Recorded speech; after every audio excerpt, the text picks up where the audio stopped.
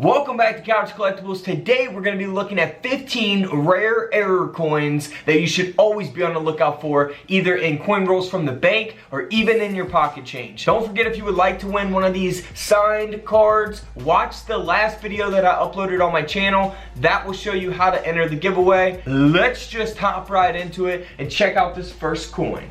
Alright, so first off, we're going to start simple here. A 1909 Lincoln Wheat penny here. Now this was struck 10% off center, so a very noticeable type of error. It's very simple. There's tons of off centers on all kinds of different coins if you guys are new to coin collecting, and this penny sold for over $4,000. Now some of these, of course, are not going to sell for anywhere near that. We'll look at some of those here later in the video.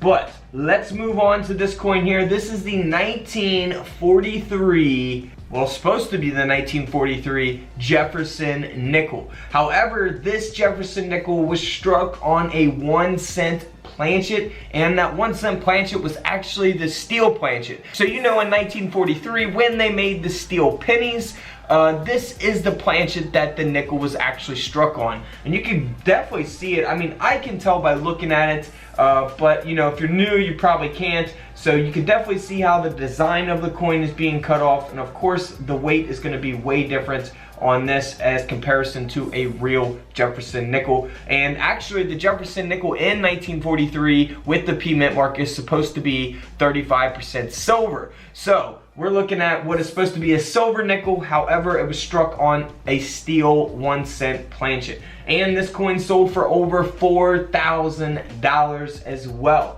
But let's move on to a 1944 wheat penny. Now we're going to look at more modern coins here in the video as we go, but this 1944 wheat penny is interesting because it was actually struck on a 1-cent coin that is from Nicaragua.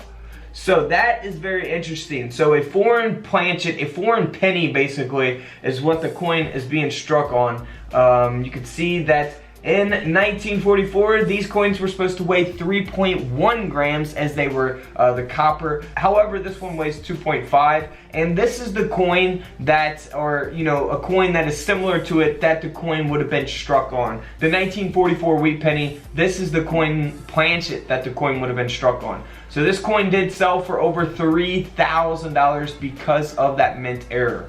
Next up is a 1954, very noticeable type of mint error coin here. This Lincoln penny here was struck 15% off center, and of course we got a double clip here taking place as well. We see the 1954 full date, you see that it's off center, see the clip, very noticeable. Of course, something like this probably not going to fit in a penny roll, and would definitely be difficult to find in pocket change, but hey, you just never know.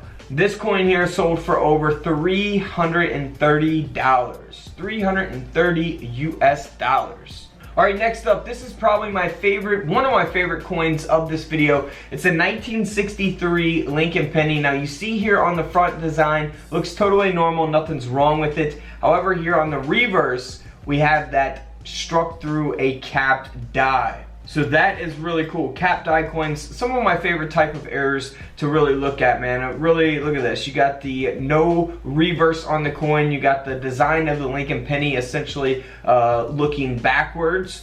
So that is really cool. I love this type of error. This coin sold for over $370. Moving on to a 1968 S mint mark. Now this Jefferson nickel here is a double denomination as it was struck on a 1-cent coin. So you can actually see the word Liberty from the Lincoln cent that the coin was struck on. You could see the date 1968 there going through Jefferson's head. And then here on the reverse you actually see the Lincoln Memorial Building going through the design of the Jefferson nickel as well. So that is really cool. This coin sold for over $1,000.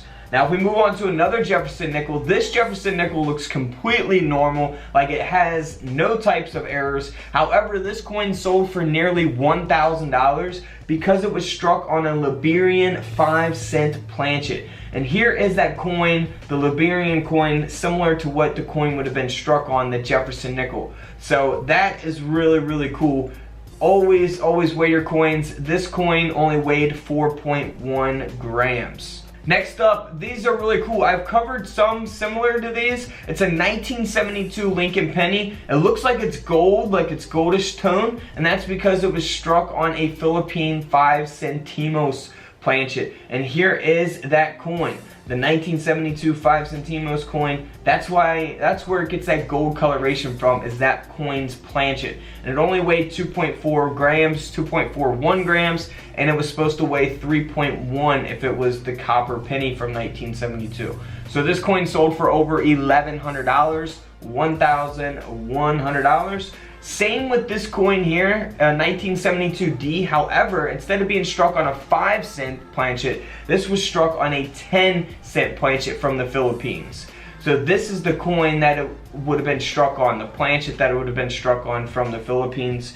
And you can see that coloration there in the coin itself. So this error penny here sold for $950. So nearly $1,000 coin again.